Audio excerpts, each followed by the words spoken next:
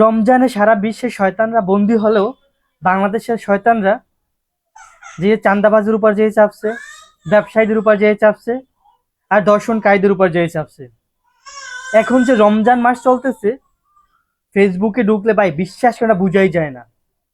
আমি জানি না যে বাংলাদেশে, আমার মনে হয় পৃথিবীর সবচেয়ে একটা নিকৃষ্ট দেশ হচ্ছে আমার মনে হয় বাংলাদেশ। বাংলাদেশের মতো এখন নিকৃষ্ট কোনো দেশ আছে কিনা পৃথিবীতে জানা নাই। রমজান মাস শান্তির মাস, রহমতের মাস, আর বাংলাদেশের অবস্থাটা দেখেন ভাই, কি একটা অবস্থা চলতেছে। আল্লাহ পাকি ভালো জানে কবে বাংলাদেশের মানুষের হৃদায়ত হবে।